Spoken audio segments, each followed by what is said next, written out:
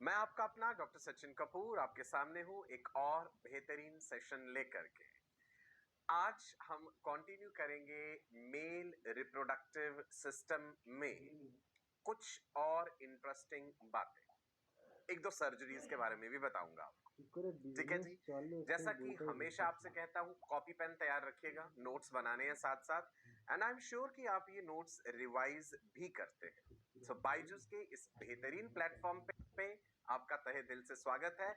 बायजूस न केवल भारत बल्कि पूरे विश्व का बेहतरीन एजुकेशनल प्लेटफॉर्म, जहां पे आपको मिलती है core quality education without any mixing. चलिए, सो एक पॉजिटिव सोच, एक पॉजिटिव एनर्जी के साथ आज के इस सेशन का आगाज करते हैं। चीजें नोट करते रहिएगा, साथ साथ मैं पूछूंगा बीच में, जो पिछले सेशन में पढ़ाया था वो सवाल भी पूछूंगा आपसे। ओके, सो तैयार हैं सभी? चलिए, ओके जी, बढ़ते हैं आगे। मेल रिप्रोडक्टिव सिस्टम में मैंने आपसे कहा था कि भाई primary sex organs and secondary sex organs के बारे में हमने पढ़ना है। प्राइमरी सेक्स ऑर्गन्स को क्या कहते हैं? गोनाड्स। एक टर्म मैंने आपको बताई थी, सर्जिकल रिमूवल ऑफ गोनाड्स। क्या बोलते हैं इसे? चाहे टेस्टिस हो चाहे ओवरीज, एक जनरल टर्म बताई थी ना। बताइए मुझे जल्दी से, surgical removal of gonads. Gonads are the primary sex organs, चाहे टेस्टिस हो मेल में या ओवरीज हो फीमेल में। The surgical removal of gonads is castration. Okay, so general term है कैस्ट्रेशन। स्पेसिफिकली टेस्टिस के रिमूवल के लिए कहें तो इट इज ऑर्चिडेक्टोमी, ओवरीज के रिमूवल के लिए ovariectomy. Castration term is more commonly used for testis removal, right, but it is a general term, ध्यान रखिएगा। ओके, प्राइमरी सेक्स ऑर्गन्स का काम होता है, these are directly involved in the process of gametogenesis. Gamete formation इनका काम है। Male gametes are sperms and female gametes are ova. Secondary sex organs directly involve नहीं है गैमिट फॉर्मेशन में, लेकिन they are assisting in reproduction in some way. These are involved in transportation of gametes. आप सबको भी याद होना चाहिए ये। सेकेंडरी सेक्स ऑर्गन्स का रोल है transportation of gametes, maturation of gametes, storage of gametes. जैसे मेल में इपीरिडाइमिस में मिलियंस में स्पर्म्स स्टोर्ड रहते हैं। So transportation, maturation, storage of gametes, ये सारे काम सेकेंडरी सेक्स ऑर्गन्स करते हैं। या हम इन जनरल कह दें कि भाई ये रिप्रोडक्शन में मददगार साबित हो रहे हैं। मेल के प्राइमरी सेक्स ऑर्गन्स टेस्टिस है, राइट। एक बार रिकॉल कर लेते हैं इस चीज को फिर से। टेस्टिस एक्स्ट्रा एब्डोमिनल है, स्क्रोटम में लोकेटेड है, क्योंकि 2 to 2.5 डिग्रीज कम टेम्परेचर चाहिए होता है स्पर्म के production, maturation, storage and survival के लिए, राइट। चारों बातें। So primary sex organs are directly involved in the process of gamete production, gametogenesis। Male में गैमेट बनने की प्रक्रिया है स्पर्मेटोजेनेसिस, जो हमने पिछले सेशन में पढ़ा था। These produce sex hormones also। Primary sex organs जो हैं वो हॉर्मोन्स भी तो बनाते हैं। मेल सेक्स हॉर्मोन्स को कलेक्टिवली क्या नाम दिया था बेटा हमने? एंड्रोजन्स। ओके, और एक कॉमन एग्जांपल है एंड्रोजन्स का टेस्टोस्टेरोन। किससे बनते हैं एंड्रोजन्स? कोलेस्टेरॉल से। ये बात भी कई बार बताता हूं आपको। मेल गोनाड्स आर टेस्टिस, जैसे female gonads are ovaries. Secondary sex organs जो हैं वो मदद कर रहे हैं transportation of gametes, maturation of gametes, storage of gametes. Testis में लगातार मिलियंस में स्पर्म्स बनते रहते हैं, ये जाके स्टोर होंगे इपीरिडाइमिस में एंड इवन वास डिफरेंस में। वास डिफरेंस जिसे डक्टस डिफरेंस भी कहते हैं, it is secondary storehouse for sperms. Primary storehouse epididymis है, सेकेंडरी स्टोर हाउस अगर आपसे पूछें that is vas deferens. Primary is epididymis, secondary storehouse is vas deferens। okay, so these are assisting in reproduction। और mail के secondary sex organs हैं epididymis, vas deferens, ejaculatory duct, seminal vesicles, prostate gland, Copper's gland, epididymis testis के साथ ही वो जो highly convoluted folded tubule होती है 8 metre तक लंबी हो सकती है, उसका 3 रीजन्स भी बताए थे, caput epididymis, corpus epididymis, cauda epididymis, right? Sperm epididymis के थ्रू ट्रेवल करके आगे बढ़ते हैं।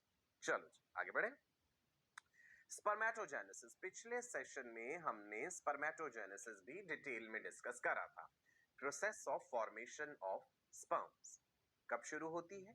प्यूबर्टी पे, सेक्सुअल मैच्योरिटी पे, 12 से 14 साल की उम्र पे स्पर्मेटोजेनेसिस प्रोसेस शुरू हो जाता है and once it starts it continues throughout life. मैंने बताया था a male continues producing sperms throughout his life. Males के केस में ऐसा कोई पॉज नहीं होता कि अब स्पर्म बनने बंद हो जाएंगे। बढ़ती उम्र के साथ स्पर्म क्वालिटी जरूर रिड्यूस होती है, स्पर्म काउंट रिड्यूस होता है, बट स्पर्म बनते रहते हैं। ठीक है जी। पिट्यूटरी के अलग अलग हार्मोन्स हैं, एलएच, एफएसएच जो स्पर्म प्रोडक्शन में इन्वॉल्व है, हार्मोनल रेगुलेशन भी हम डिस्कस करेंगे। नाउ स्पर्मेटोजेनेसिस मैंने बताया था कि हम 2 सब स्टेजेस में डिवाइड कर सकते हैं। आपको याद है वो 2 सब स्टेजेस? बता सकते हैं आप मुझे? एक था स्पर्मेटोसाइटोजेनेसिस, स्पर्मेटोसाइटोजेनेसिस जिसमें क्या था? स्पर्मेटोगोनिया से क्या बन रहे थे? स्पर्मेटिड्स। लिख लें, स्पर्मेटोसाइटोजेनेसिस क्या होता है? जब डिप्लॉयड स्पर्मेटोगोनिया, सिंगुलर कहें तो स्पर्मेटोगोनियम, स्पर्मेटोगोनिया से बनते हैं स्पर्मेटिड्स, राइट? तो स्पर्मेटोगोनिया पहले कन्वर्ट होता है प्राइमरी स्पर्मेटोसाइट में, ग्रोथ होता है, प्राइमरी स्पर्मेटोसाइट में मियोसिस 1 होता है तो बनते हैं सेकेंडरी स्पर्मेटोसाइट, सेकेंडरी स्पर्मेटोसाइट में मियोसिस 2 होता है तो बनती है स्पर्मेटिड्स। स्पर्मेटिड जब डिफरेंशिएट करते हैं स्पर्म्स में तो उस प्रोसेस को क्या कहते हैं? अब बताइए, what is that process? Spermiogenesis. इसका एक ऑल्टरनेट नाम भी बताया था, स्पर्मटिलियोसिस। डेफिनेशन क्या है? डिफरेंशिएशन और the conversion of spermatids into sperm. देख लीजिए, स्पर्मियोजेनेसिस होता है जब स्पर्मेटिड्स डिफरेंशिएट कर जाते हैं स्पर्म्स में, या स्पर्म कह लीजिए या स्पर्मेटोजोआ कह लीजिए। कई बार आपने सिंगुलर वर्ड देखा होगा spermatozoon, that refers to one sperm, single sperm. Clear है जी? एक्रोसोम बताया था गोल्जी कॉम्प्लेक्स से बनता है जब स्पर्मियोजेनेसिस हो रहा है। एक और टर्म बताई थी मैंने आपको, if you remember, spermiation. Can you tell me what is spermiation? It is the release of sperms from the membrane of Sertoli cell, क्योंकि सर्टोलाई सेल की मेम्ब्रेन में धंसा हुआ होता है, एम्बेडेड होता है स्पर्म का हेड, तो जब वो वहां से रिलीज होगा उस प्रक्रिया को स्पर्मिएशन कहते हैं। तो ये अलग अलग टर्म्स हैं, स्पर्मेटोसाइटोजेनेसिस, स्पर्मियोजेनेसिस, स्पर्मिएशन। क्लियर? बढ़ सकते हैं आगे? चलो देखते हैं। अब हम आ जाते हैं स्पर्म का स्ट्रक्चर समझते हैं डिटेल में। जर्नली आपने देखा होगा, हमने स्पर्म्स दिखाने हो तो हम ऐसे करके दिखा देते हैं भाई, है ना? ये वाला रीजन कहलाता है, this is the head region of the sperm, बीच में एक मिडिल पीस भी होता है and this is the tail या फ्लैजुला कह देते हैं। Sperm is the only cell which has flagella. बार बार ये बात बताई मैंने आपको। और स्पर्म्स कौन सी शुगर इस्तेमाल करते हैं एनर्जी के लिए? कौन सी sugar? Fructose, right? Sperms utilize fructose sugar for energy. चलो आगे बढ़े। ये देखिए, दिख पा रहे हैं स्पर्म? जब आप फ्रेशली इजैक्यूलेटेड सीमेन सैंपल लेकर के उसे माइक्रोस्कोप के नीचे ऑब्जर्व करेंगे, आपको ऐसे ही एक्टिवली स्विमिंग स्पर्म नजर आएंगी। स्पर्म की ये एक्टिव मूवमेंट भी बड़ी जरूरी है सक्सेसफुल फर्टिलाइजेशन के लिए। रिप्रोडक्टिव हेल्थ चैप्टर में हम ये बातें पढ़ेंगे कि एक मेल में इनफर्टिलिटी की क्या क्या रीजंस हो सकते हैं। कि स्पर्म का मूवमेंट ठीक नहीं है, स्पर्म की मॉर्फोलॉजी ठीक नहीं है, there different region. Sperm count कम है, ओलिगोस्पर्मिया, एस्थेनोजूस्पर्मिया, एजूस्पर्मिया, बहुत सारी क्लिनिकल टर्म्स हैं जो आप जानेंगे रिप्रोडक्टिव हेल्थ वाले चैप्टर में। ओके, चलिए बढ़ते हैं आगे। स्पर्म के स्ट्रक्चर में मुख्य रूप से 3 चीजें याद रखिएगा। स्पर्म का हेड रीजन होता है, मिडल पीस होता है, and there is a long tail, right, as you can see in this diagram. ये वाली जो इतनी चीज है बेटा, इसको आप कह सकते हैं कि ये स्पर्म का हेड रीजन है, और मिडिल पीस यहाँ पे क्लियरली दिखाया गया है। एक शॉर्ट छोटी सी नेक भी होती है। हेड रीजन के पास न्यूक्लियस है। स्पर्म एक सेल ही तो है, तो न्यूक्लियस भी होगा उसका, जिसमें उसका जेनेटिक मटेरियल है, हैप्लॉइड है, half the number of chromosomes है। ये एक्रोसोम होता है। This is also important. Acrosome जो है किससे डेवलप होता है? गोल्जी कॉम्प्लेक्स से। And we can compare acrosome to a modified lysosome. उसके अंदर बहुत सारे हाइड्रोलाइटिक एंजाइम्स हैं। फर्टिलाइजेशन के टाइम पे जब स्पर्म्स oocyte को घेर लेते हैं चारों तरफ से, तो स्पर्म अपना एंजाइम्स रिलीज करते हैं ताकि oocyte एग सेल के चारों तरफ की मेम्ब्रेन्स को पेनिट्रेट कर सके। लेकिन अल्टीमेटली एक ही सिंगल स्पर्म oocyte के अंदर एंटर कर पाता है। पहुंचते तो काफी सारे स्पर्म्स हैं oocyte के पास फैलोपियन ट्यूब में, लेकिन एंटर नहीं कर पाएंगे सभी। एंटर एक ही स्पर्म करता है। ओके, चलो सो स्पर्म के हेड रीजन को डिटेल में डिस्कस करते हैं। नोट करते जाइएगा जो बातें मैं बताऊं। Plasma membrane forms the outer layer of the head. ये रही प्लाज्मा मेम्ब्रेन। भाई ये सेल है, सेल की मेम्ब्रेन होती है। Acrosome is a cap-like structure which contains enzymes. यहां पे अब हम एक बात इंपॉर्टेंट लिखेंगे। एक्रोसोम को एंजाइमेटिक नाइफ भी कहते हैं। कई बार ये क्वेश्चन पूछ लेते हैं कि स्पर्म में एंजाइमेटिक नाइफ क्या है? नाइफ, चाकू, काटने वाली चीज। बिकॉज इसके एंजाइम्स जो हैं हाइड्रोलिटिक एंजाइम्स, उन एंजाइम्स को कलेक्टिवली कहते हैं स्पर्म लाइसेंस। स्पर्म के एक्रोसोम में स्पर्म लाइसेंस होते हैं। याद रहेगा, कई तरह के एंजाइम्स हैं, मैं नाम भी बता देता हूं अभी, राइट।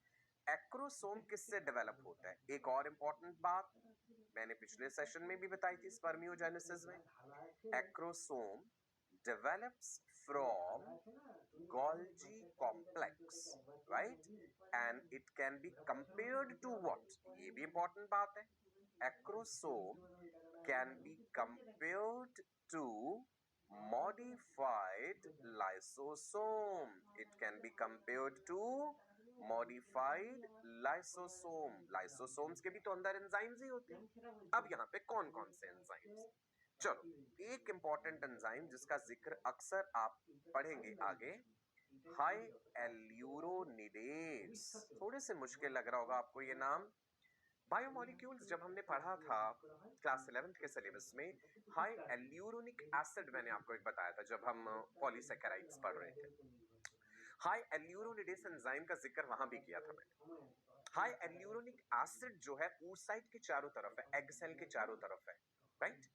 सो ये एंजाइम उसको रप्चर करता है, उस पे एक्ट करता है हाई एल्यूरोनिक एसिड पे, हाई एल्यूरोनिडेज। इसके अलावा एक और एंजाइम है that is corona penetrating enzyme. Corona radiata एक लेयर होती है। कोरोना वर्ड का मतलब होता है ऐसे राउंड सर्कुलर वे में कोई चीज हो। कोरोना पेनिट्रेटिंग एंजाइम एक दूसरा एंजाइम है। इसके अलावा there is another enzyme called zona lysin. Zona pellucida को रप्चर करेगा। और भी होते हैं neuraminidase, acid phosphatase, alkaline phosphatase, cathepsin. इन एंजाइम्स का जिक्र हम फर्टिलाइजेशन में भी करेंगे। सो फिलहाल आप याद कर रहे हैं कि भाई स्पर्म का हेड रीजन जो है उसके पास एक्रोसोम है, a cap-like structure which develops from Golgi complex, which can be compared to a modified lysosome, और उसके अंदर हाइड्रोलिटिक एंजाइम्स जो फर्टिलाइजेशन के टाइम पे काम आए। स्पर्म का जो न्यूक्लियस है भाई, उसमें हैप्लॉइड नंबर ऑफ क्रोमोसोम्स है 23 है, राइट। दो तरह के स्पर्म्स बनाता है mail. 50% sperms are X containing, 50% sperms are Y containing, right? So 22 plus X हो सकते हैं sperms. There can be 22 plus X chromosome containing sperm, और there can be 22 यानी autosomes and plus Y containing sperms. दो प्रकार के sperms, right जी? चलो, head region हो गया डिस्कस. अब हम आ जाते हैं जी स्पर्म के मिडिल पार्ट पे, मिडिल पीस. नेक रीजन जो है ना, वहां पे सेंट्रियोल्स भी होते हैं, ध्यान रखिएगा. There is a proximal centriole, there is a distal centriole. ये जो नेक रीजन दिखाया गया ना, आपको ये स्ट्रक्चर नजर आ रहा है यहाँ पे, दिस सेंट्रियोल. ये क्या स्ट्रक्चर है? Let me label this as centriole. और दो सेंट्रियोल्स होते हैं. There is a proximal centriole and there is a distal centriole. Proximal centriole जो होता है नेक रीजन में, that is donated to the oocyte during fertilization. जब फर्टिलाइजेशन होगा, प्रॉक्सिमल सेंट्रियोल oocyte को दे दिया जाएगा, और वो oocyte में क्या करेगा? स्पिंडल फाइबर्स बनाएगा. बिकॉज जब फर्टिलाइजेशन हो गया तो माइटोटिक डिवीजन होनी है, क्लीवेज होना है, वहां पे स्पिंडल चाहिए. So proximal centriole, let's write here, ये नेक रीजन में है. Donated to oocyte during fertilization. Donated to oocyte during fertilization. और ये क्या बनाता है? It is forming spindle, right? For spindle formation. जो दूसरा सेंट्रियोल है भाई, डिस्टल सेंट्रियोल, उसका क्या काम है? लिखते हैं, distal centriole forms axial filament. Flagella के स्ट्रक्चर में पढ़ा था ना, एक्सियल फिलामेंट ऑफ फ्लैजेला. ये भी इंपॉर्टेंट है, ठीक है जी? Clear?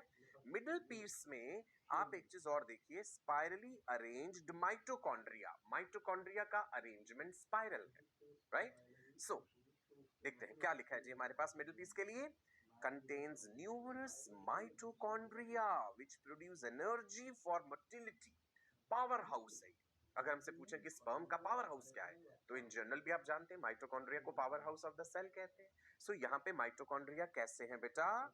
Mitochondria are spirally arranged, ताकि कम से कम जगह में ज्यादा से ज्यादा माइटोकॉन्ड्रिया एडजस्ट हो जाए. यहाँ पे कंडेंस्ड लेयर ऑफ साइटोप्लाज्म भी होता है, that is manchette, condensed layer of cytoplasm, right? और ये जो स्पाइरल अरेंजमेंट है माइटोकॉन्ड्रिया का, इंसेक्ट्स के केस में इसे निबेनकेरन भी कहते हैं. एक और टर्म भी आप देखेंगे कई बुक्स में से, आप क्वेश्चन अगर सॉल्व करेंगे, that what is this nebenkern, right? एक आध बार क्वेश्चन भी आया हुआ है प्रीवियस ईयर्स में, आप देखेंगे. Nebenkern is the spirally arranged mitochondria. This term is used for certain species. Insects के केस में भी यूज करते हैं, राइट? निबेनकेरन. चलो, मिडिल पीस हो गया, आगे बढ़ते हैं. Tell. Tail or the flagella is helping the sperm to move and to travel to the long distance. Vagina में स्पर्म डिपॉजिट हुए, वेजाइना से लेकर के उन्हें अपनी जर्नी कवर करनी है from the site of deposition to the site of fertilization. Site of fertilization fallopian tube का एम्पुला रीजन या एम्पुलरी स्थैमिक जंक्शन होता है, जहां पे फर्टिलाइजेशन होना है. तो स्पर्म को वहां तक चल के जाना पड़ेगा. शुगर इस्तेमाल करेंगे, फ्रक्टोज. तो टेल की वो जो विप लाइक मूवमेंट्स है, उससे स्पर्म आगे बढ़ते हैं. ओके?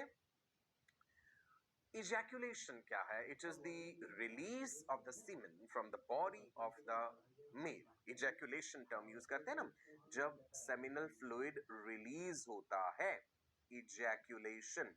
एक बार के सिंगल इजैक्यूलेशन में 2.5 to 5 ml of semen release होता है, राइट?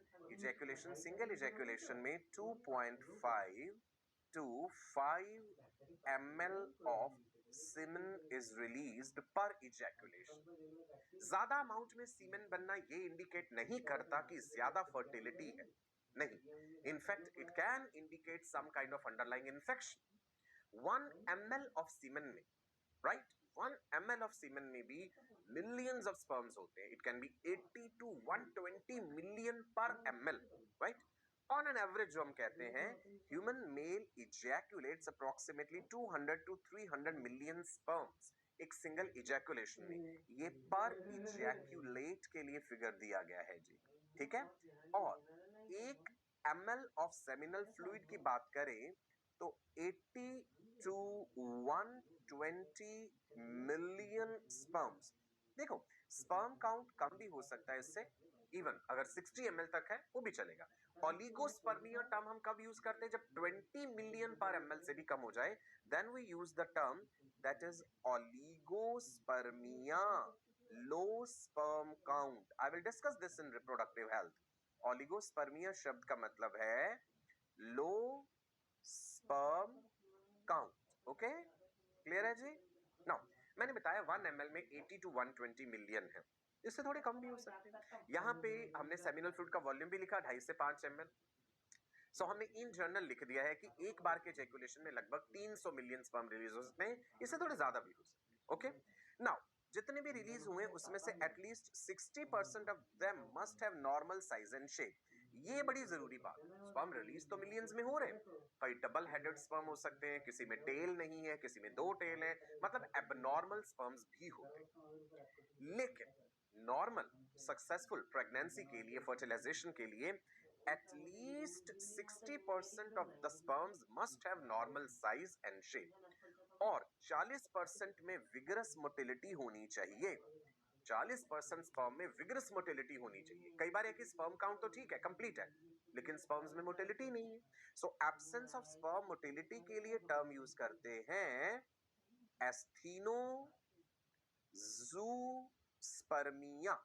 क्लिनिकल टर्म्स हैं, दोबारा भी हम पढ़ेंगे रिप्रोडक्टिव हेल्थ में। एब्सेंस ऑफ स्पर्म मोटिलिटी, ठीक है, दैट इज एस्थीनोज़ूस्पर्मिया। देखो, 2 टर्म्स बताई मैंने आपको, ओलिगोस्पर्मिया, लो स्पर्म काउंट। ये भी कई तरह का हो सकता है, mild oligospermia, moderate oligospermia, severe oligospermia. अगर 5 मिलियन पर ml से भी कम हो जाए तो सीवियर ओलिगोस्पर्मिया, ठीक है, याद रहेगा इतना। चलो, सो एस्थीनोज़ूस्पर्मिया, स्पर्म की मोटिलिटी नहीं है जब, और अगर बहुत ज्यादा एबनॉर्मल स्पर्म्स प्रोड्यूस हो रहे हैं, presence of large number of abnormal sperms, it is teratozoospermia. Teratozoospermia, presence of large number of abnormal sperms, abnormal sperms in the semen sample, large number of abnormal sperms। Okay, clear है जी? तो 40% में तो vigorous motility होनी चाहिए और 60% normal होने चाहिए। यहाँ पे आप ये पेट्री डिश में जो देख पा रहे हैं, ये फ्रेशली इजैकुलेटेड सीमेन सैंपल है। जब स्पर्म काउंट चेक करना होता है तो लैब में जाकर के जो है सीमेन सैंपल देना होगा मेल को। With in 2 hours of ejaculation उसको हम एनालाइज कर लेते हैं, राइट? नहीं तो उसके बाद स्पर्म मरने शुरू हो जाएंगे ना फिर उसमें। ये सारी बातें आपको दोबारा भी बताऊंगा रिप्रोडक्टिव हेल्थ में। चलिए जी, आगे बढ़ते हैं। अच्छा, स्पर्म में और सीमेन में डिफरेंस भी समझ लीजिए। कई बार बहुत से लोग ये टर्म सिनोनिमसली यूज कर जाते हैं। Semen is the complete liquid जो रिलीज हुआ है, जिसमें सेमिनल वेसिकल्स की सिक्रीशन है, प्रोस्टेट का सिक्रीशन है, राइट? मेल रिप्रोडक्टिव ट्रैक्ट के और भी कई जगहों से सिक्रीशंस हैं। उसके अंदर माइक्रोस्कोपिक सेल्स हैं which are called sperms. Clear है जी? 10% स्पर्म्स है और 90% लिक्विड पार्ट। चलो, एक सवाल हो जाए, क्वेश्चन पूछूं जी? ऑल द बेस्ट सबके लिए। Which is or what is the correct sequence of the sperm formation? हमने स्पर्मेटोजेनेसिस पढ़ते समय अलग अलग स्टेजेस पढ़ी थी, है ना? अब उनका सीक्वेंस बताना है आपको। ए ऑप्शन है स्पर्मेटोगोनिया, फिर स्पर्मेटोजोआ, फिर स्पर्मेटोसाइट, फिर स्पर्मेटिड। ये तो गलत लग रहा है भाई देखने में। बी ऑप्शन है स्पर्मेटोगोनिया, फिर स्पर्मेटोसाइट, फिर स्पर्मेटिड और फिर स्पर्मेटोजोआ। स्पर्मेटोसाइट में भी प्राइमरी स्पर्मेटोसाइट और सेकेंडरी स्पर्मेटोसाइट थे। C option spermatid, spermatocyte, spermatogonia, spermatozoa. D spermatogonia, फिर स्पर्मेटोसाइट, फिर स्पर्मेटोजोआ और फिर स्पर्मेटिड। इजी क्वेश्चन है, I am sure majority of you must have answered it correctly. It is B option, spermatogonia, फिर primary spermatocyte, फिर secondary spermatocyte, फिर spermatid और फिर स्पर्मेटोजोआ। ओके, चलो, मैंने आपसे बताया था कि 1 ग्राम टेस्टिकुलर टिश्यू में, टेस्टिस का वेट कितना है? 14 ग्राम। 2 टेस्टिस है, 28 ग्राम टोटल वेट हो गया। थोड़ा कम थोड़ा ज्यादा हो सकता है ना? सो इन 1 सेकेंड 1000 स्पर्म्स आर प्रोड्यूस्ड पर gram of testicular tissue. 1 gram testis में 1 सेकंड में 1000 स्पर्म बन जाते हैं। इमेजिन कितना एनॉर्मस स्पर्म प्रोडक्शन और कॉन्टिन्यूसली स्पर्म बन रहे हैं, भाई ये हर समय मेल बॉडी से रिलीज तो नहीं हो रहे, है ना? तो फिर ये स्पर्म कहां जा रहे हैं? ये सब स्पर्म स्टोर हो रहे हैं इपीरिडाइमिस में और वास डिफरेंस में, और वहां से भी जब ये पीरियोडिकली इजैक्युलेट नहीं हुए तो ये खत्म हो जाएंगे, ये मर जाएंगे। इपीरिडाइमिस में ही उनका फेगोसाइटोसिस भी होता रहता है साथ साथ, इसीलिए इपीरिडाइमिस को recycling center of the sperms भी कहते हैं। Primary storehouse of the sperms तो है ही epididymis, it is also the recycling center for the sperms, because वहां पे स्पर्म्स का कॉन्टिन्यूसली फेगोसाइटोसिस हो रहा है। चलो एक स्पर्म की जर्नी देखते हैं भाई कि कहां पे बने थे। याद कीजिए, sperms they are produced in the seminiferous tubules. Seminiferous tubules याद है? फिर से बता देता हूं, ये हमने काटा टेस्टिस का एक साइड सेक्शन, मैं भी साथ साथ बना रहा हूं, आप भी बनाएंगे ऐसे। ये है जी vas deferens, ductus deferens, spermatic cord मान लीजिए, उसके अंदर vas deferens. Tunica albuginea enters into the testes and forms chambers which are called, क्या कहते हैं उन chambers को? Testicular lobules, right? 200 से 250 lobules थे, और हर lobule के अंदर 1 से 3 seminiferous tubules।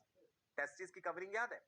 सबसे बाहर क्या था, मिडिल क्या था, सबसे इनर मोस्ट क्या था, राइट? ट्यूनिका अल्बुजिनिया मिडिल वाली लेयर थी जो एंटर करती है टेस्टिस में, सबसे बाहर ट्यूनिका वेजिनालिस, फिर ट्यूनिका अल्बुजिनिया और फिर ट्यूनिका वेस्क्युलोसा। चलो सेमिनिफेरस ट्यूब्यूल में हमने दिखाया कि स्पर्म बना है, आप अंदर देख पा रहे हैं, स्पर्म दिखाया गया, राइट? छोटे से टेडपोल जैसा लग रहा है। Seminiferous tubules are highly convoluted, highly folded.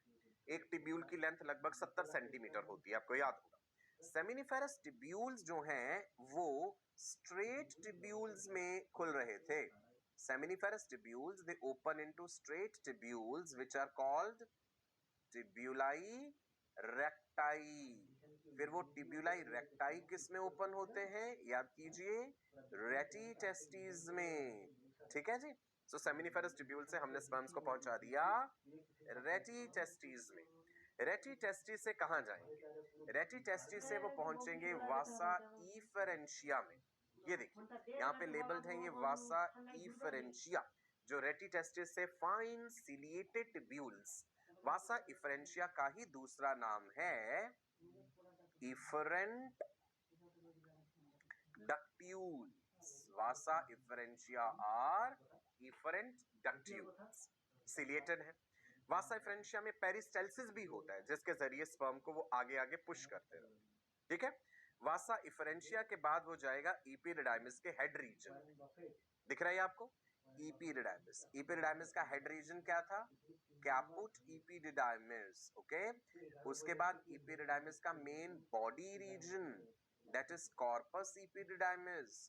उसके बाद इपीरिडाइमिस का tail region that is cauda epididymis. Epididymis में स्पर्म को क्रॉस करने में, बिकॉज बहुत लंबी डक्ट है, ये हाईली कन्वोल्यूटेड है, हाईली फोल्डेड है, राइट? 8 मीटर तक लंबी हो सकती है, इससे भी ज्यादा हो सकती है। सो इपीरिडाइमिस को क्रॉस करने में ही स्पर्म को 1 महीने तक लग सकता है। It can take 1 month for the sperm to cross the entire epididymis. तो स्पर्म मिलियंस में बन रहे हैं और साथ के साथ मर भी रहे हैं, फेगोसाइटोसिस भी हो रहा है, ओके। इपीरिडाइमिस के बाद देखते हैं जो स्पर्म कहां जाएंगे। सी, ये दिख रहा है आपको? इपीरिडाइमिस हमने आगे आगे दिखाया। जैसे जैसे स्पर्म्स इपीरिडाइमिस को पार कर रहे हैं ना आगे, the percentage of motility and the pattern of motility changes. कितने परसेंट स्पर्म मोटाइल हैं वो भी चेंज होता है कि भाई कैपुट रीजन में भी सारे स्पर्म मोटाइल नहीं है। जैसे हल्का हल्का आगे बढ़ेंगे ज्यादा स्पर्म मोटाइल हो जाते हैं। पैटर्न में भी चेंज आता है, शुरुआत में सिर्फ वो ऐसे खड़े खड़े जिगजैग जिगजैग कर रहे हैं, स्ट्रेट फॉरवर्ड मोशन जो है कॉडा इपीरिडाइमिस में आता है। Epididymis is also the site for temporary storage of sperms, site for the maturation of the sperms. Sperm में maturity भी आती है यहाँ पे, right? कुछ ऐसे फैक्टर्स रिलीज होते हैं epididymis में जो स्पर्म्स को मैच्योर करते हैं। जो स्पर्म्स टेस्टिस में बन रहे हैं ना, उनमें मोटिलिटी नहीं होती। Testicular sperms are immature and immotile, they cannot cause fertilization. अगर हम किसी सर्जिकल टेक्निक से डायरेक्टली टेस्टिस में से स्पर्म निकालें, उनमें मोटिलिटी और मैच्योरिटी नहीं है। तो स्पर्म में मोटिलिटी एंड मैच्योरिटी कब आती है? Sperms acquire motility and maturity through different segments while their journey through different segments of the male reproductive system. जैसे जैसे वो इपिडिडाइमिस वास्ट डिफरेंस से आगे आगे बढ़ते जाएंगे, उनमें मोटिलिटी एंड मैच्योरिटी आती जाएगी। लेकिन फाइनल फर्टिलाइजिंग एबिलिटी तभी आएगी जब स्पर्म्स खुद फीमेल रिप्रोडक्टिव ट्रैक्ट का सारा डिस्टेंस अपने आप कवर करेंगे, वेजाइना से लेके यानी साइट ऑफ डेपोजिशन से लेके साइट ऑफ फर्टिलाइजेशन तक। जब वो अपने आप चल के जाएंगे तब उनमें कैपेसिटेशन होता है। इसका मतलब है अगर हम मेल बॉडी से फ्रेशली इजैकुलेटेड सीमेन सैंपल लें, उसमें से स्पर्म्स अलग करें, उन्हें उस साइट के पास एक पेट्री डिश में रखें, कल्चर मीडियम में रखें, तो वो स्पर्म्स उसे फर्टिलाइज कर ही नहीं सकते, क्योंकि उन स्पर्म्स में अभी तक ये प्रोसेस नहीं हुआ है। What is this? Capacitation, process of final maturity which enables sperms to cause fertilization. Capacitation female reproductive tract में होता है। तो अब आप हैरान हो रहे होंगे जब हम टेस्ट ट्यूब बेबी करते हैं, आईवीएफ इन विट्रो फर्टिलाइजेशन, वहां पे फिर कैसे पॉसिबल है कि मेल बॉडी से स्पर्म लिए, फीमेल बॉडी से एग सेल लिए, उन्हें पेट्री डिश में रखा और वो फर्टिलाइजेशन हो गया? नहीं, ये इतना आसान नहीं है। हमें पहले आर्टिफिशियली स्पर्म्स को कैपेसिटेट करना पड़ेगा। हमें उस कल्चर मीडियम में वो सारे सब्सटेंसेस डालने पड़ेंगे जो स्पर्म्स नेचुरली एनकाउंटर करते जब वो फीमेल रिप्रोडक्टिव ट्रैक्ट के थ्रू गुजरते। अलग अलग तरह के प्रोटीन्स, एंजाइम्स, आयंस, बहुत सारी चीजें हमें उस कल्चर मीडियम में डालनी पड़ेंगी ताकि स्पर्म्स में आर्टिफिशियली कैपेसिटेशन हो सके, तभी वो सक्सेसफुल फर्टिलाइजेशन कर सकते हैं। ठीक है जी, फिर से बताता हूं। टेस्टिस में बनने वाले स्पर्म्स इमेच्योर हैं, इमोटाइल हैं, they do not have the fertilizing ability. Maturity और मोटिलिटी तो आ जाएगी स्पर्म में मेल के शरीर में ही जैसे जैसे वो टेस्टिस से आगे बढ़ेंगे। मेल बॉडी से इजैकुलेट होने के बाद फर्टिलाइजिंग एबिलिटी अभी भी नहीं है, वो तब आएगी जब वो खुद फीमेल रिप्रोडक्टिव ट्रैक्ट का सारा रास्ता कवर करेंगे।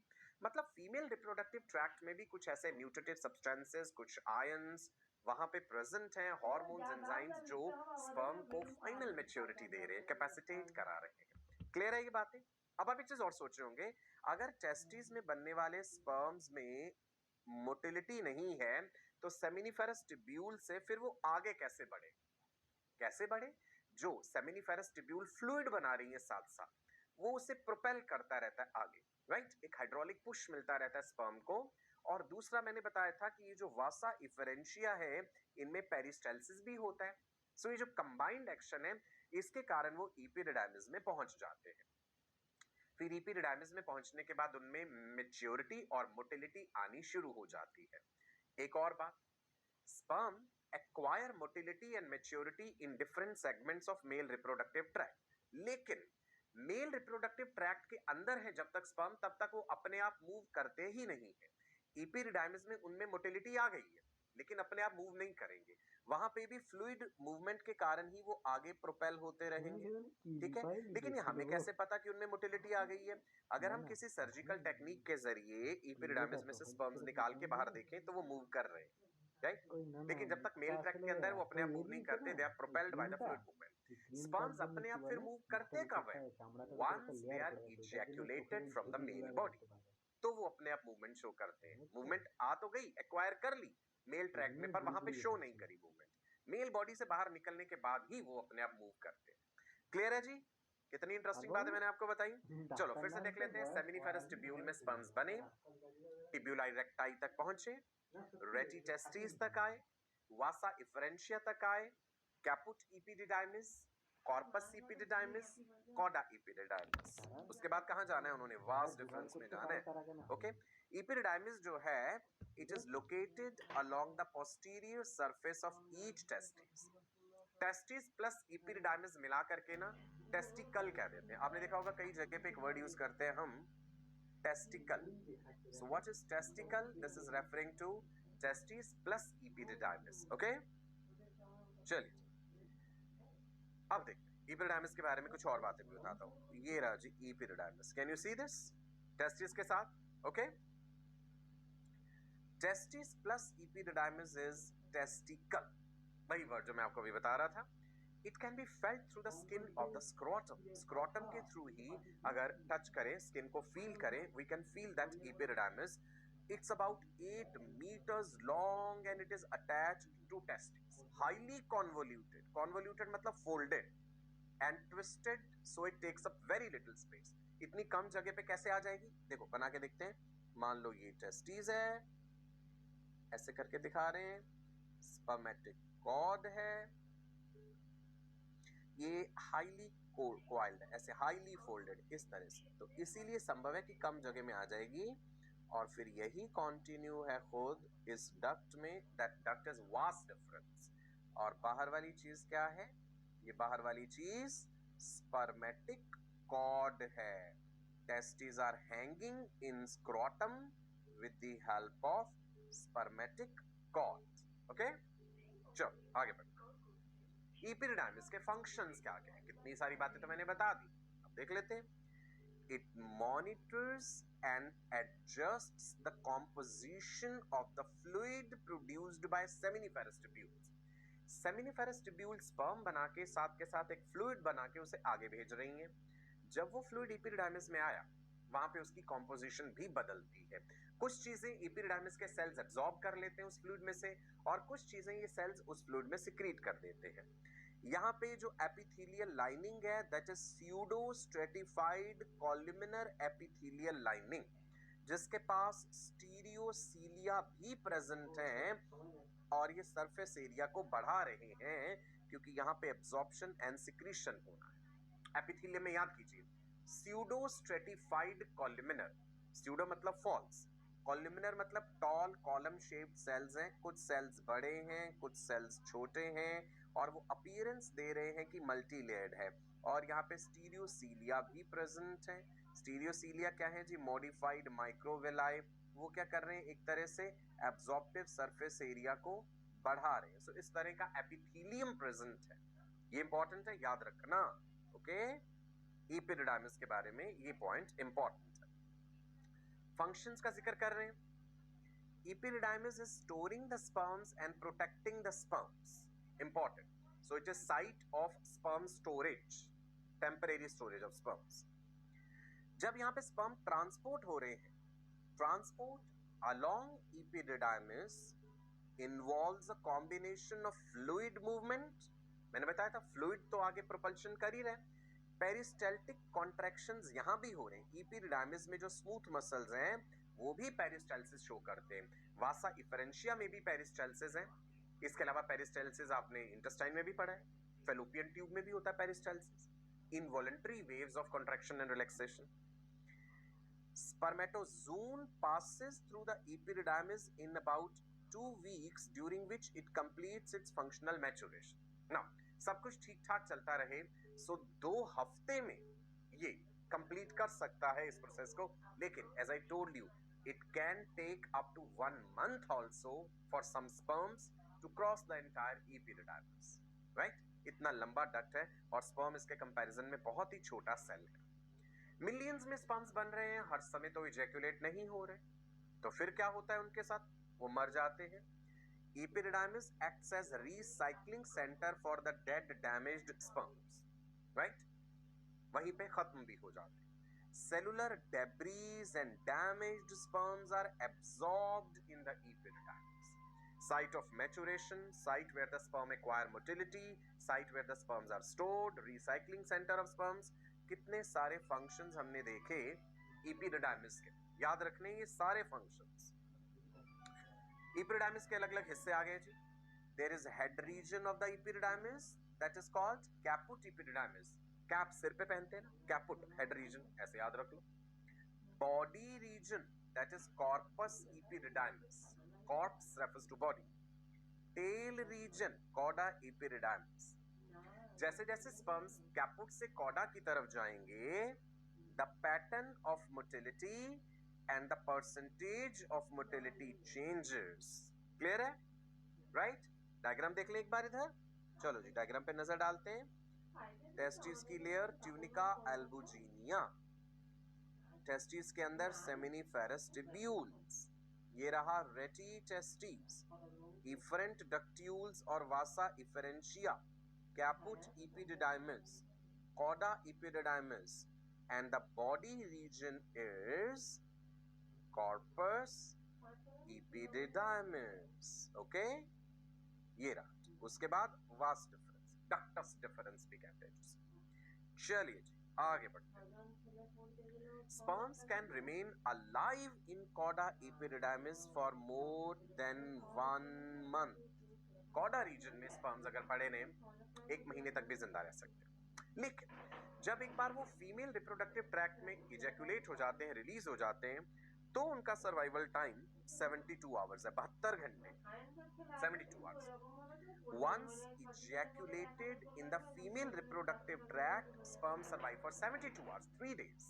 लेकिन मेल बॉडी में ही पड़े रहे तो 1 महीने तक भी जिंदा रह लेते हैं। Inside the male reproductive tract, sperms are initially propelled by fluid movements. अपने आप नहीं मूव करेंगे, मोटिलिटी आ चुकी है, तो अपने आप कब मूव करेंगे? Sperms move on their own once they are ejaculated. Release from the male body. Semen sample में जब वो आ गए तब वो अपने आप मूव करते हैं। एक important process, capacitation, very important. मैं लिख देता हूं आगे, इस पे क्वेश्चन आता है। Calcium ions play important role in capacitation. Freshly ejaculated sperms cannot cause fertilization. जब तक स्पर्म्स ने कुछ समय बिता नहीं लिया, फीमेल रिप्रोडक्टिव ट्रैक्ट का वो पूरा रास्ता अपने आप कवर नहीं करा, तब तक उनमें ये काबिलियत नहीं आती है। So spermatozoa leaving the epididymis are mature but immobile, motility नहीं है। To become motile and fully functional, sperms must undergo a process called capacitation in the female reproductive tract. Motility आ गई, मेल बॉडी से release होते, लेकिन fully functional नहीं है अभी वो, फर्टिलाइजिंग एबिलिटी नहीं है। उसके लिए जरूरी है फीमेल रिप्रोडक्टिव ट्रैक्ट में से पास होना। अब आप देखिए यहाँ पे हमने क्या दिखाया, टेस्टिस में से स्पर्म्स बने, एपिडिडाइमिस में स्पर्म्स का मैचुरेशन हुआ, सीमेन इजैकुलेट हो गया वेजाइना में, वेजाइना से सर्विक्स में पहुंचे। अब सीमेन का मेजर पार्ट तो लिक्विड है, सेक्सुअल इंटरकोर्स के बाद वो लिक्विड पार्ट वेजाइना से फ्लो आउट करके बाहर आ जाएगा। सर्विक्स को पार करके तो केवल स्पर्म्स ही आगे जा पाएंगे जिनमें मोटिलिटी है, या स्पर्म के साथ कोई टैग्ड चीज है, मान लो कोई वायरसेस हैं, तो वो आगे चले जाएंगे, इन्फेक्शियस एजेंट्स हैं। तो सर्विक्स रीजन में ही सेपरेशन हो गया, सेमिनल प्लाज्मा बाहर निकल गया। यूट्रस में पहुंचे हैं स्पर्म, देखो अपने आप बढ़ते जा रहे हैं आगे, फिर पहुंच गए हैं फेलोपियन ट्यूब में, और साथ के साथ कैपेसिटेशन हो रहा है, तभी फाइनली वो फर्टिलाइज करा पाएंगे। तो कैपेसिटेशन का साइट कंप्लीट रिप्रोडक्टिव ट्रैक्ट है। यूट्रस में जब वो पास हुए तब भी कैपेसिटेशन हुआ है, जब वो सर्विक्स को पार कर रहे थे कैपेसिटेशन तब भी हो रहा था, राइट। चलिए आगे बढ़ते हैं। Spermatozoa become motile when they are mixed with secretions of the seminal glands, right? Seminal vesicles की secretions मिली, मोटिलिटी को और ज्यादा बढ़ा दिया उन्होंने। एपिडिडाइमिस में भी मोटिलिटी आई पर अपने आप मूव नहीं कर, ध्यान रखना ये चीज। Sperms become capable of successful fertilization when exposed to conditions in the female reproductive. So site of capacitation is female reproductive tract. This you have to remember. Okay? Epididymis leads to vas deferens. See this duct, vas deferens. And what is the other name of vas deferens? Ductus deferens. Other name of vas deferens is ductus deferens. यहाँ भी sperm stored होते हैं, millions. Secondary storehouse of the sperms. Okay? Vas deferens के बारे में discuss कर लें थोड़ा सा। दिख रहा है ये vas deferens? Ductus deferens, long muscular tube which is arising from the cauda epididymis and it moves up towards the abdomen. It crosses the urinary bladder. ये ऊपर से क्या आ रहे हैं, ये यूरेटर्स, बिकॉज मैंने बताया था ना कि यूरिनरी ब्लैडर जो है, यूरेटर्स अभी दिखाते हैं आपको यहाँ पे बना के। यूरिनरी ब्लैडर जो है, वहां से जो यूरिथ्रा आगे जाएगी duct, urethra becomes a common passage for urine as well as semen. Urethra is a common passage, right? Vas deferens का जिक्र करते हैं आगे, also called ductus deferens. लगभग 40-45 सेंटीमीटर लंबी muscular tube. It ascends along the posterior border of epididymis through spermatic cord and enters into pelvic cavity. कहां से शुरू हुई? कॉडा एपिडिडाइमिस से ऊपर की तरफ मूव करी, स्पर्मेटिक कॉर्ड के अंदर ही होती है वास डिफरेंस, ऊपर की तरफ जाके मेन बॉडी कैविटी में पहुंची, यूरिनरी ब्लैडर को क्रॉस करके फिर ये आगे जाके स्वेल होती है, इसका डायलेटेड पोर्शन बनता है, that is called ampulla. Ampulla में भी स्पर्म स्टोर्ड होते हैं। The dilated terminal portion of ductus difference is ampulla, right? Ampulla also stores millions of sperms. Ampulla के साथ आकर के सेमिनल वेसिकल से एक डक्ट जुड़ती है, सेमिनल वेसिकल की डक्ट जुड़ती है। Seminal vesicles accessory sex glands हैं जो न्यूट्रिटिव फ्लूइड बना रहे हैं स्पर्म्स के लिए। The junction of ampulla with the duct of seminal gland marks the start of ejaculatory duct. Okay? अब आप यहाँ पे देख पा रहे हैं सेमिनल वेसिकल्स, राइट? ये वाला जो है this is SV, let me right here, seminal vesicle short में लिख दिया मैंने, और ये वास डिफरेंस का ampulla portion. So the ampulla of the vas deferens, the terminal swollen portion, उसके साथ सेमिनल वेसिकल की डक्ट आके जुड़ी और एक कॉमन डक्ट बन गई, that common duct is ejaculatory duct. Short passageway है about 2 centimeters का, it penetrates muscular wall of prostate gland and empties into urethra. ये प्रोस्टेट ग्लैंड को पेनिट्रेट करती हुई, प्रोस्टेट एक अखरोट के साइज जितनी ग्लैंड है जो हम डिस्कस करेंगे, प्रोस्टेट के थ्रू ये पास होती हुई अंदर की तरफ जाती है, प्रोस्टेट के थ्रू पास हुई और आगे जाके फिर ये यूरेथ्रा में कॉन्टिन्यू हो जाती है। अभी तक मैंने क्या बताया? वास डिफरेंस, वास डिफरेंस का ही ऐसे जाकर के जो टर्मिनल पोर्शन बन रहा है, swollen portion, that is what is called as ampulla. इस एम्पुला में सेमिनल वेसिकल से आने वाली एक डक्ट जुड़ रही है, से दिस इज सेमिनल वेसिकल, और फिर ये कॉमन डक्ट आगे बनती है, that common duct is called ejaculatory duct, और वो इजैक्युलेटरी डक्ट प्रोस्टेट ग्लैंड के थ्रू पास होती है। ओके जी, राइट? वास डिफरेंस की म्यूकस लाइनिंग के बारे में कुछ बताता हूं। यहां पर भी pseudo stratified columnar epithelium, epididymis में भी स्यूडो स्ट्रेटिफाइड बताया था। Okay, it is conveying the sperms during sexual arousal from the epididymis towards the urethra by peristaltic contractions of its muscular wall. Vas difference में भी peristalsis, when a person is sexually excited, testes से sperm आगे बढ़ के जो epididymis की तरफ गए और कॉडा में जो stored हैं, वहां से sperms peristaltic contractions जो हो रहे हैं, कहाँ peristalsis पड़ा? वासा इफरेंशिया में, epididymis में, vas difference में भी, तो sperms को वो आगे कैरी कर रहा है और sperms एम्पुला में भी stored है। Any stored sperms that are not ejaculated, they are eventually reabsorbed. उनका फेट यही है, उन्होंने खत्म हो जाना है मेल रिप्रोडक्टिव ट्रैक्ट में। Vas difference, it is secondary storehouse for the sperms, and which is the primary storehouse? Epididymis. Vas difference, secondary storehouse. So this can be framed as a question. लिख लेते हैं भाई, secondary storehouse क्या है sperms का? It can store sperms for several months. 3 महीने तक भी sperms यहाँ पे देखा गया कि stored रह सकते हैं। During this time, spermatozoa remain in a temporary state of inactivity with low metabolic rates. Vas difference में mainly ampulla region. आपने ये सर्जरी सुनी होगी बेटा, वेसेक्टॉमी। वेसेक्टमी क्या है? It is a permanent method of contraception for males. Contraception क्या होता है? हिंदी में गर्भ निरोधक हम कह देते हैं। Contraception is a method or system which allows sexual intercourse but prevents pregnancy. Reproductive health chapter में हम अलग अलग मेथड्स पढ़ेंगे कॉन्ट्रासेप्शन के। टेम्परेरी मेथड्स होते हैं, परमानेंट मेथड्स हैं, परमानेंट मेथड्स को सर्जिकल मेथड्स भी कहते हैं, टर्मिनल मेथड्स भी कहते हैं, दे आर नियरली इररिवर्सिबल, मतलब वेसेक्टोमी हो जाने के बाद दोबारा उसे रिवर्स करने के सक्सेसफुल चांसेस बड़े कम होते हैं। सो वेसेक्टोमी क्या है? एक माइनर सी सर्जरी है, स्क्रोटल एरिया को शेव करके, हेयर रिमूव करके एनेस्थेटाइज करते हैं, लोकल एरिया सुन कर देते हैं, माइनर सी सर्जरी, एक कट लगाया, वास डिफरेंस फील करा, ये दिख रहे हैं आप, ऐसे फोर्सेप्स से वास डिफरेंस निकाला, 2 जगह से ऐसे उसको पहले बांध के कट कर दिया बीच में से, a small portion vas deferens का निकाल दिया जाता है बाहर. That small piece of the vas deferens is sent to laboratory for histological examination. Lab में से रिपोर्ट आ जाएगी कि जो टिश्यू काटा गया है वो वास डिफरेंस ही है ना. ठीक है जी. वेसेक्टोमी के बाद क्या है, स्पर्म्स तो बनते रहेंगे टेस्टिस में कॉन्टिन्यूसली, लेकिन वो स्पर्म्स ट्रेवल करके सेमिनल फ्लूइड के साथ बाहर नहीं आ पाएंगे. वेसेक्टोमी के बाद भी इजैकुलेशन होगा, क्योंकि बाकी जो फ्लूइड पार्ट है, सेमिनल वेसिकल, प्रोस्टेट ग्लैंड, वो सब तो बना रहे हैं. So male will be ejaculating the semen, but that semen will not be having sperms, क्योंकि टेस्टिस में बनने वाले स्पर्म्स फिर इपिडिडाइमिस में ही खत्म होते जाएंगे.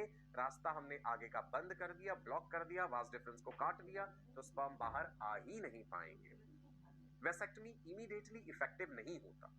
वेसेक्टमी होने के बाद भी हम पेशेंट को कहेंगे कि आपको लगभग 3 महीने तक कोई और कॉन्ट्रासेप्टिव मेथड भी फॉलो करना पड़ेगा, क्योंकि वास डिफरेंस के कटे हुए हिस्से में भी अभी मिलियंस में स्पर्म स्टोर्ड हैं, जो रिपीटेड इजैकुलेशन के साथ बाहर आते रहेंगे.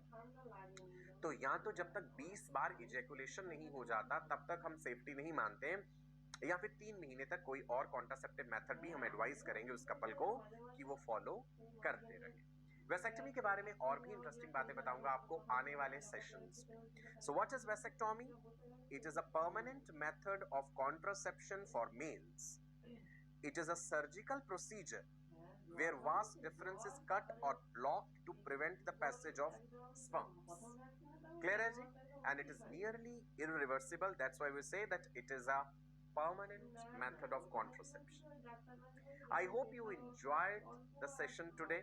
मजा आया आपको? बहुत सारी बातें नहीं पता चली. ठीक है जी. रिवाइज जरूर करते रहिएगा. Practice makes a man perfect.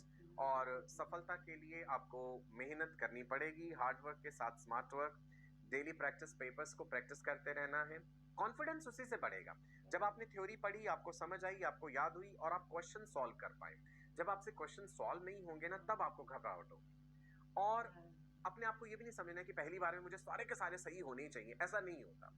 आप एक आधी गलती करेंगे, 2 गलतियां करेंगे, मेंटर्स के साथ डिस्कस करेंगे, फिर आपको समझ आएगा कि कहां मिस्टेक कर रहे थे आप. क्वेश्चन की लैंग्वेज समझने में कई बार मुश्किल हो जाती है, कई बार 2 ऑप्शंस बड़ा क्लोज होते हैं, वहां गड़बड़ हो जाती है. तो ये चीजें प्रैक्टिस के साथ आ जाएंगी और डेफिनेटली आएंगी. विश्वास रख के चलिए अपने ऊपर, हमारे ऊपर. मैं आपका अपना डॉक्टर सचिन कपूर. अगले सेशन में फिर आपसे मिलूंगा, कुछ और बेहतरीन बातें बताऊंगा. तब तक के लिए नमस्कार, bye bye, God bless you all.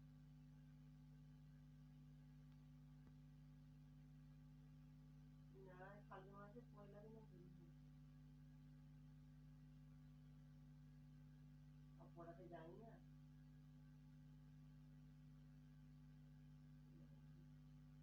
না ওই ওখানে ব্যাচে তো ফিডব্যাকরা করবে নি তোমাকে যদি করার টাইম আর তোমাদের তো ফিডব্যাকরা তো করবে নি ব্যাচগুলো তো করবো না সেটা এসেছিল আমাদের